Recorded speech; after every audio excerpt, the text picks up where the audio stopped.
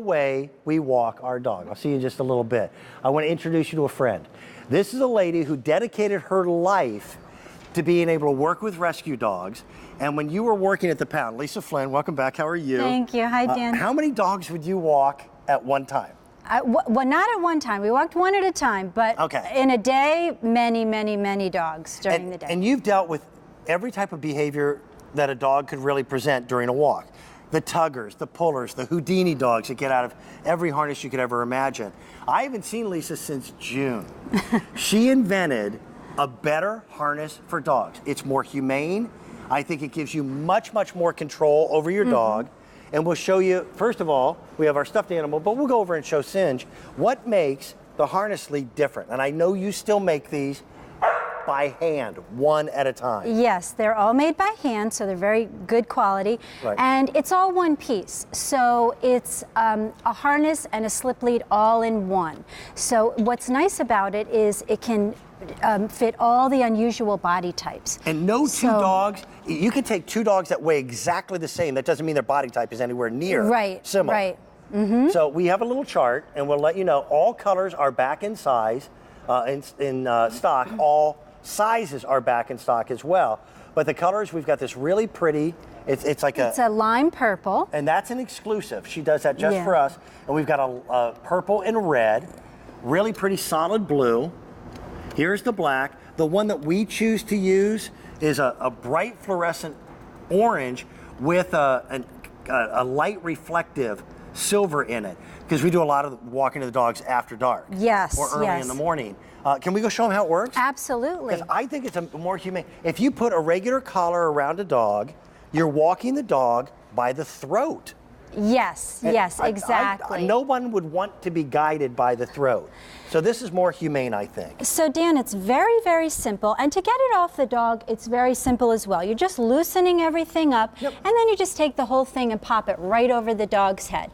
And then you could just move their little paws, and then you just start out with it like it's a regular slip lead. So you start out with it just like this. Now to size it for the different dogs, you're going to move these black stops. So you can see here that it makes for a small dog, or it can go up to a very larger dog, like that. But there are two sizes. So there's one size, the small medium is for 14 pounds up to 40 pounds. And it is not recommended for dogs under 14 pounds. Right. So if you've got a little teacup, this isn't the right product for you. It's a little too big for them, But for any of us, we've got 5 dogs, and we've had everything from the Houdini dog that could get out of everything except for your lead. Yes.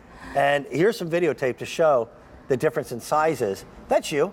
Yeah, now this will show you the dog's pulling. So this reduces pulling. So if you have a dog that pulls like Charlie here. Charlie was taking you for a walk. Now we put the harness lead on Charlie, and you can see the difference. It's like night and day. And there was no additional training. The difference was the lead. Yes. Because it's making contact with the dog's chest instead of its throat. Yes, and here you can see 4 dogs walking with one hand under control. So if you have a dog that pulls, a dog that escapes, a dog that has an unusual body type, or a dog that's difficult to control, this is the tool that's going to change your life. And watch, it looks complicated. It's not. Very, very simple to put on. So for Singe here, all we're going to do is size it about here, and we're just going to put it right over her head, like this. And look at where it comes in contact. It's coming with contact down here, the barrel part of their chest. Now you have the opening you're going to place along the back. It has a little buttonhole right here. Okay?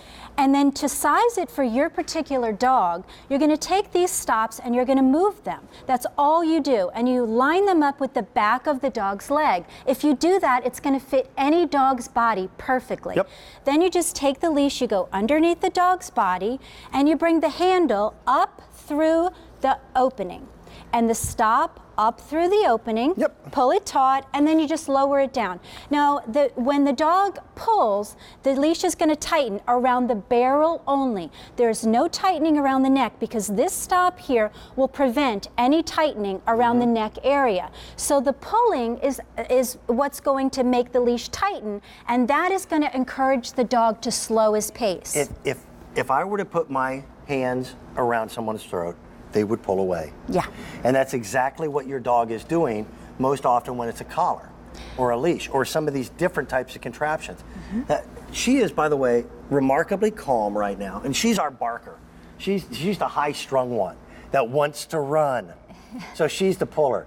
This is a brilliant, brilliant way of just making your dog happier when you go for a walk. Well, you know, Dan, in the shelter, the dogs are stressed. Right. So the last thing we wanted to do in the shelter was to make the dogs more stressed by putting something around the neck that's going to tighten and then hurt the dog. So we would prefer to use harnesses in the shelter system. That makes sense. But the problem was that the harnesses didn't help with the pulling, and the harnesses didn't always fit everybody.